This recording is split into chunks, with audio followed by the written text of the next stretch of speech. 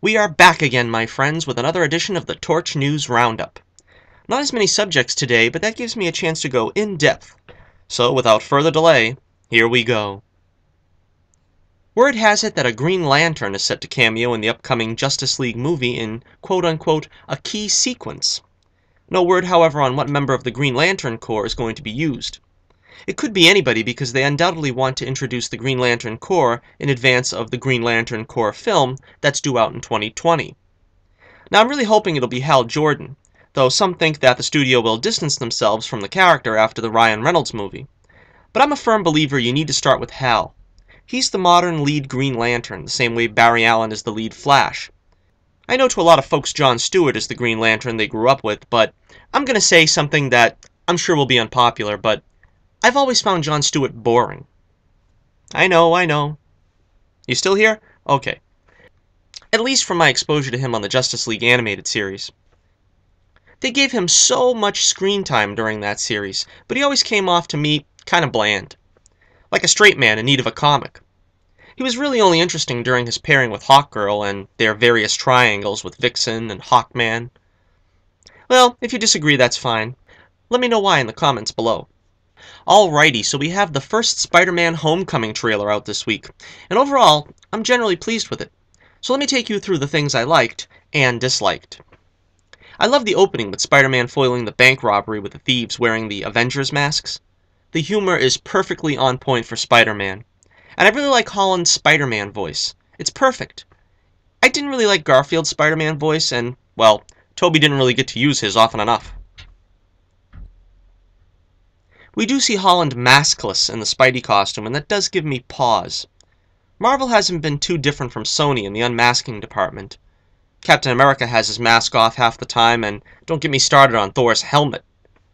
But Spidey is a great character where the secret identity is still relevant, and so I hope they take great pains to preserve that. Speaking of the costume, I'm really happy that they've included the underarm webbing as in the original Steve Ditko design. I, for one, have always wanted to see that in live action, at least once. I don't mind if he loses the webbing after a while, but just seeing it will definitely be cool.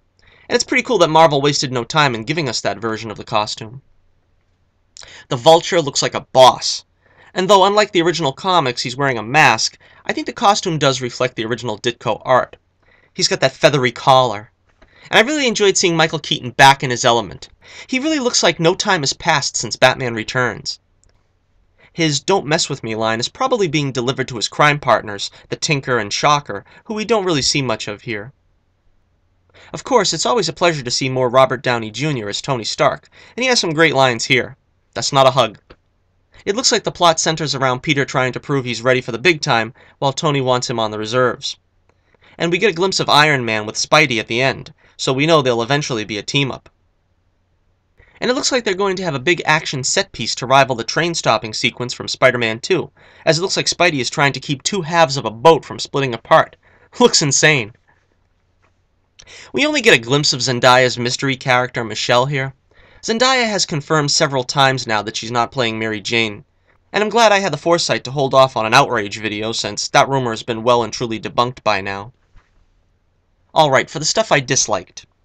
I don't like them giving Peter a sidekick in Ned Leeds. For one, it reminds me of the Green Lantern movie where they gave Hal that goofy sidekick to be a sounding board. Peter is supposed to be a loner. He doesn't have a sidekick. He barely had friends in high school at all. The least of which should be Ned Leeds, a guy who was his romantic rival for Betty Brant in the comics. If they wanted him to have a friend, they should have cast an actor for Harry Osborn and introduced him in this film. I know we got Harry twice already in Spidey films, but seriously, freaking Ned Leeds? And I'm not crazy about Peter dating Liz. He should have a crush on her, that's fine, but he should be too intimidated by Flash Thompson to approach her. But then again, the guy they cast as Flash in this movie couldn't intimidate an 8-year-old, much less Spider-Man. Oh well.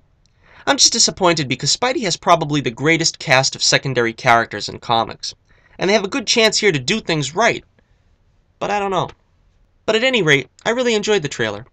I was having my doubts, but I'm super pumped for this film now. Another story making the news is that the reason a solo Obi-Wan movie is currently off the table is because Obi-Wan is still very much going to figure into episodes 8 and 9. Which is leading some to speculate that Rey is somehow going to be related to Obi-Wan Kenobi. Now as for me, I hate the idea. Worse than I hate the possibility of Luke being Rey's father. Obi-Wan has ever been the straight arrow of the Jedi Knights. He's the consummate Jedi, and I think Luke by extension is very much in the same mold. So I can't see either of them having a romantic relationship. Certainly not Ben, although in the earliest drafts of the story, I believe Obi-Wan was the brother of Owen Lars. Now since Attack of the Clones has nixed the possibility of Owen being Ben's brother, we can rule that out. But I think there is very much the possibility they may return to the concept of Obi-Wan having a brother, and that maybe the Kenobi bloodline still exists and is relevant in the galaxy far, far away.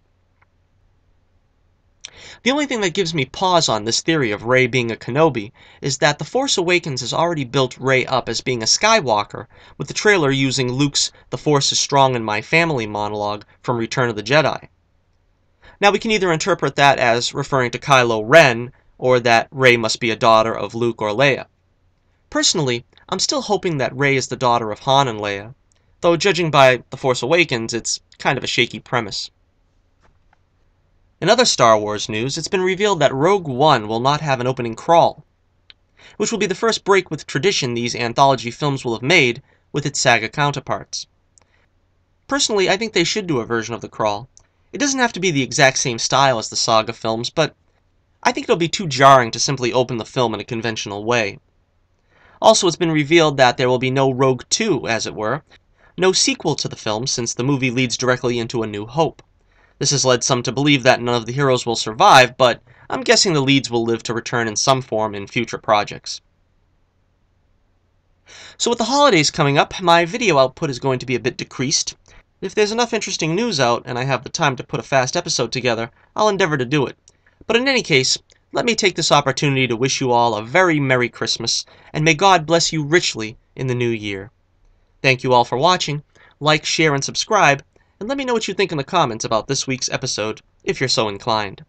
As always, much appreciated. And until next we meet, this is Johnnie Torch reminding you, keep the flame burning brightly, and I'll be with you again real soon.